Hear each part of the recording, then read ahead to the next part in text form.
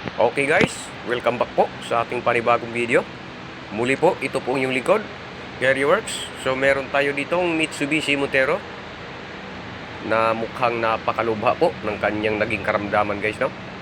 Kung naalala nyo po, ito po yung ating in-upload na in-overhaul natin, no? So ngayon nyo guys malalaman kung bakit po ito na-overhaul.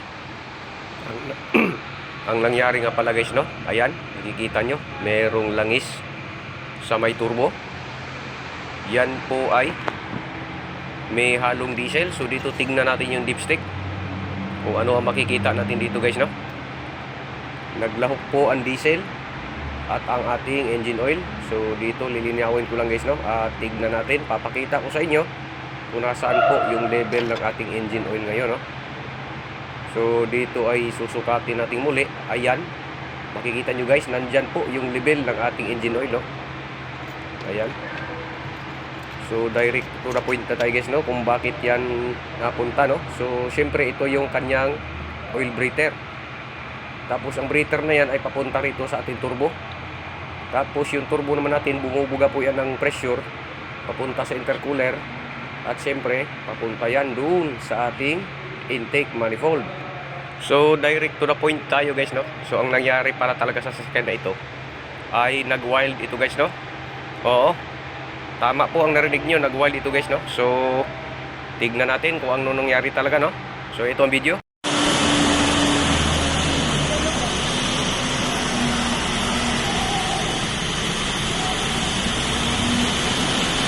At yan guys, no, kung napanood nyo, wala na po driver yan guys. Wala nang susi, no. Kung ano-ano na ang pinagtatanggal ng susi, baterya. So ayaw pa rin talaga mamatay, no. So dahil dyan, napaka-halaga itong video natin ngayon guys, no, kung paano natin ayusin at ano ginawa natin sa ating 4M41. So ayan, makikita nyo ang usok na parang nag-alburutong butang taan. Ayan, buong certificate natin guys ay nabalot po ng makapal na usok. So sa point na ito guys ay merong marunong na nakapagpatay ng makina, no. Ang customer natin guys ay nagtakbuhan silang lahat, no. Pas ang ilang minuto ay ayan na, bumugan na nung engine oil at may halong diesel yung ating exhaust. So ayan, makikita nyo, itim na itim. At dito guys ay nag-drain tayo ng engine oil. So makikita nyo, napakalabnaw po ng ating engine oil. Dito nga pala guys ay 17 liters po yung ating na-drain, no. So dito guys, ipapaliwanag natin kung ano talaga ang totoong nangyari, kung bakit yan nagkaganyan, no. Kung bakit naglahok yung diesel doon sa engine oil. Kaya nag-cause siya ng SUA kung tawagin, kung sudden unattended acceleration. So bali guys, ang naging problema niya talaga guys, no, ay injector, no. Merong dalawang injector na naka-stock open kung tawagin. Sabihin guys ay kahit hindi pa nakabukas yung hindi pa nakapag-supply ng power yung current ng injector ay kusa na siya nag-i-spray. So siyempre naman ay hindi yan masusunog lahat. Kaya napupunta siya sa langis, no? Kaya dumami ang langis. Tapos ang engine oil naman natin ay binubuga ng ating breather na siyang nagsusupply ng kanyang fuel and oil mixture. Kaya ang ginawa natin guys ay yung injector ay pinadala natin sa calibration para masuri. At yun nga, pinalitan ng 4 na tip, no? Saan yung nag-cause ng stock open. So dalawang injector lang naman guys, no, ang naging cause ng problem. Pero siyempre nagsisiguro na rin yung calibration na hindi na rin mangyari ulit, kaya nagpalit na lahat, no. So hindi naman ito yung dating problema ng Montero, kasi yung dating wild na Montero ay usok niya ay kulay itim, no. Ngayon naman ay kulay puti. At dito makikita natin yung internal parts na nasira, no, dahil sa revolusyon niya at saka sa labnaw ng langis. Kaya ito in-overhaul natin guys, no. So nakita naman natin sa machine shop yung signal, no, hindi naman napakita sa inyo na may damage din, pati mga bearings, no? So dito, ito na yung ating injector na bagong calibrate, no? So bali sigurado na talaga yan na hindi na mauulit po yung ganung pangyayari. Actually guys, no, hindi lang Montero ang may ganitong problema, kundi pwede rin po mangyari yan, no, sa ibang sasakyan kapag naglahok ang diesel at saka engine oil. Dahil sa paglalahok nga ng dalawang iyan ay nagkukos talaga siya ng pagre-revolusyon at maputing usok, no? Ito guys, pagpasdan nyo yung tip na luma ay pakikita nyo namamaga siya, no? Ayan, kukumpara natin siya. Ayan kung kita nyo. At dito syempre, nagsiguro na rin tayong ipa-check itong ating pressure pump para wala ding tagas, no, yung ating diesel papuntang engine oil. So nagpalit sila ng oil seal at chinek na rin yung loob kung wala bang ibang naging problema. So dito, yan, dyan yan nakalagay guys, no. Yan, dito sa likod na yan. Kaya pag tumagas ang diesel ay posible ding humalo sa ating engine oil na magkukos din ng ganong pangyayari. Kaya pinatignan natin to agad. Nagsiguro tayo. At matapos nga guys nating overhaulin yung makina, so buong buo na ho ito. So syempre ikakabit na yan ni Carryworks sa body mismo, no. Ito nga pala guys ay 4M41 na Montero, no, yung 3.2. Hindi po ito 4D56, no.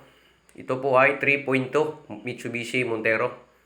So dito ikinabit natin, bilisan lang natin ang ating kilos at makikita nyo naman si Carryworks na nag-iisa na naman. Laging nag-iisa yan guys, no? Hindi yan humihingi ng tulong or backup. So kinakaya niya lang mag-isa, ikabit yung makina. Ayan, pasimpat-simpat pang loko. Kung walang sasabitan yung makina, no?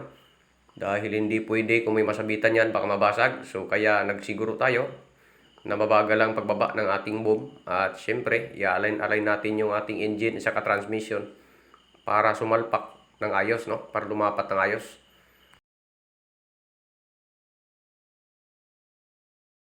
So, yan guys, after natin maisalpak itong ating makina, syempre isusunod natin ibaba yung ating fuel tank. Tignan natin kung merong tubig, no, or anong chemical na nasa loob ng tangke. So dito guys ay hindi na natin ibababa yung fuel tank dahil merong bunganga dito. So ang gagawin natin dito, itatanggalin na natin itong second row seat. Pag naalis natin yung upuang iyan ay makikita na natin, no, kung saan yung butas papunta sa ating fuel tank. Dahil sa medyo mahirap ibaba ang tangke, kaya dito na tayo isu-shortcut na natin. Dahil kaya namang linisin yan kahit hindi ibaba. So makikita nyo mamaya kung ano ang laman ng ating fuel tank at saka kung gaano kadumi ito. So makalipas ang ilang minuto ay ito na guys, tinanggalan natin yung upuan at dito nasa ilalim lang ng carpet yung ating takip, no, ng ating fuel tank. So tatanggalin na natin yung 4 na screw at makikita na natin yung mismong tangke, no, sa Mitsubishi Montero guys. So huwag nyo na ibaba ang tangke, no. So dito nyo na hanapin, no. Ayan, makikita natin, yan, nabuksan na. So syempre bago natin yan buksan ay linisin muna natin, no, para hindi naman pumasok yung alikabok doon sa fuel tank pag ating binuksan, no. So dahil sa ayaw nating madagdagan yung dumi, kaya linisin muna natin guys, no. So yan, pabrush-brush lang muna si Carryworks para maalis po yung ating mga dumi. So dito ay tatanggalin na natin yung mga hose na kanyang linya sa supply at saka sa return, no. So makalipas ang ilang minuto, ayan ay nabunot na ni Carryworks yung ating hose. At siyempre luluwagan natin yung mga tornilyo na nakapaligid po sa kanyang mount para tuluyan na nating mabuksan guys, no. Yan, ayan na, gumalaw na at atin nang bunutin. So ayan na guys, no, mismong tangke na talaga yan, no. So yan, makikita nyo yung ating tinatanggal. Ayan, makikita nyo yung diesel, no, tanaw nyo yung diesel. At saka siyempre aalisin muna natin yan. At saka yan, makikita nyo guys, oh, yung mga kulay brown na yan, yan yung dumi na nakita natin, no. So yan ay posibleng pino na chemical na lumusot doon sa fuel filter at napunta doon sa injector, no, kung saan naging dahilan ng kanyang pag-i-stack. Pero syempre yan, aalisin natin yan, lilinisin natin ang buong tangking yan dahil sa duda tayo na parang pulverize. So ayan guys, no, ayan, wala na yung diesel pero nandyan pa rin yung mga brown na parang powder na basa na kumapit po sa ating gilid ng ating fuel tank, no. So aalisin natin yan guys, papakita ko sa inyo mamaya kung gaano yan kalinis, no. Sa tingin ko guys, no, ito yung cause ng stock open ng ating dalawang injector, no. Dahil yan ay tinignan natin kanina kung anong uri ng dumi yan. Ay para siyang powder, no, powder na napakapino. Hindi naman siya kalawang guys, no, dahil kung kalawang yan ay hindi yan maaalis. At dahil dyan ay nilinis nating maigi at makalipas lang ang ilang minuto ay ito guys, silipin nyo kung meron pa bang ganung kulay, no? So ipapasok natin yung ating camera para makita nyo sa loob mismo ng fuel tank kung gaano siya kalinis. So ayan, naalis na natin lahat, no, ng mga kulay brown. So yan, makikita nyo ngayon na napakakintab na po ng loob. So siyempre magpapalit tayo ng diesel na bago para sureball tayo, no, na walang halo yung dating diesel. At dito guys, makalipas ang ilang minuto ay siyempre i-bleed na natin yung ating fuel filter, no, dahil bago na po yung ating fuel na ilagay. So i-bleed na natin yung fuel filter. Ayan, makikita nyo ay lumusot na po yung ating fuel. So maya maya testing na natin paanda rin ito. At syempre dito ay moment of truth na tayo. Ating pa-start din na yung ating makina, no? Titignan natin kung mag-weld pa.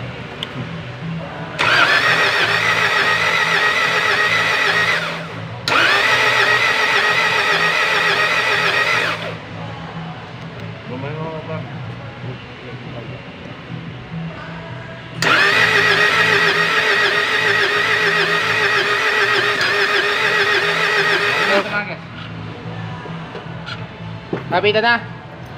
Okay, sarado. At dito guys, no, ay lumapit yung ating mga kasama dahil sa nagkiki-issues sila. Pati sila na excited din, no, kung ano ang resulta ng ating gawa, no? Kaya sila nandyan, nagmamasid.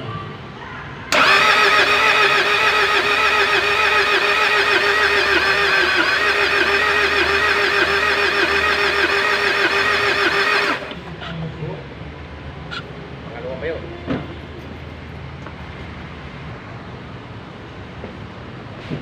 Ay, sa vlogging niya. Itong nilakasaho ang mahigpit. Diyan ako ulit.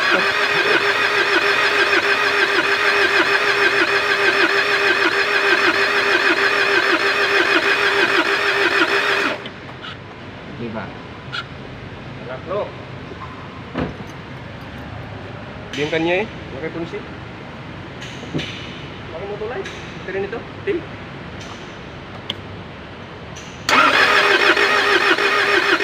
Eh, bumba. Wala rambut gaya na. Gigi. Lumulumot ko na.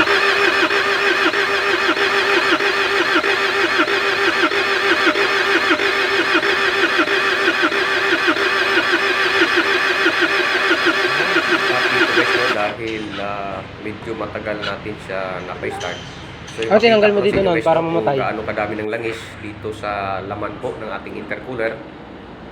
Kung gaano karami yung naipon na langis na merong diesel. Ito nga pala guys, no. So dahil sa hindi ko na ipakita sa inyo, ayan, yan po ang nagsusupply sa ating engine. Kaya nagwawala talaga guys, no. Dahil sa binubugay yan ng turbo.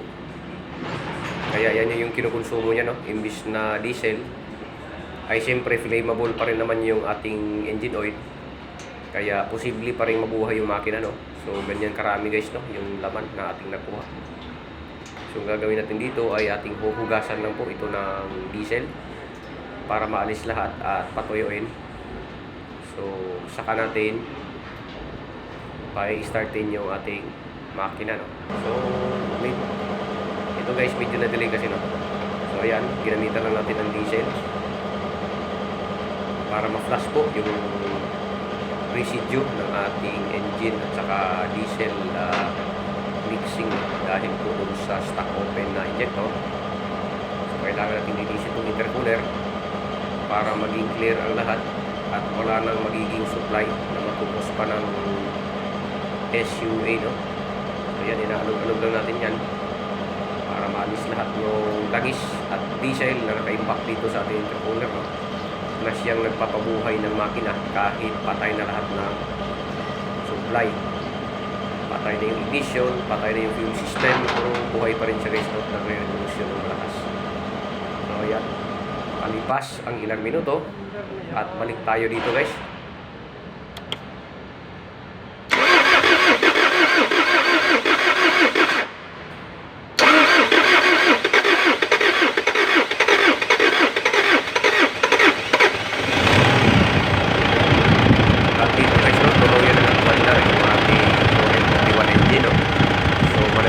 Guys, narapat ang ganun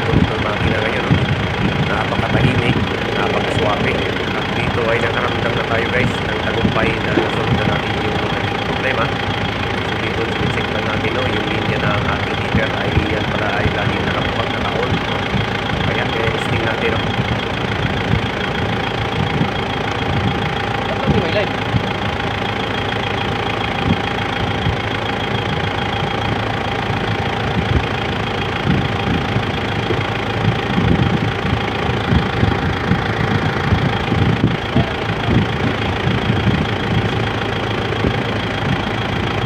Putol. Buwan siguro ito. Yan ang inihintay natin no, umuusok. Yan, sige. Sige, usok.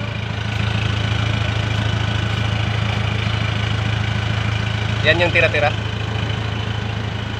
At dito guys no, makita yung napakausok ng ating exhaust no, dahil sa mga tira-tira na oil na hindi naman yan na-release no. Kahit anong hugas nyo sa exhaust ay meron pa rin yung mga tira-tira. So dito ay makikita natin na question na nag-reverse no. Kumbagay sinusubukan niya ulit na magwala. So makalipas lang guys isang araw, ito na yung nangyari. So syempre carrier works, pasok. At ito na guys no, tinitest drive na po natin itong ating Mitsubishi Montero. Ay hindi test drive, ito pala ay pinagamit sa atin no, ng mayari at saka yung boss ko. Para daw maobserbahan, gagamitin ko ito within 2 weeks, mga ganun siguro.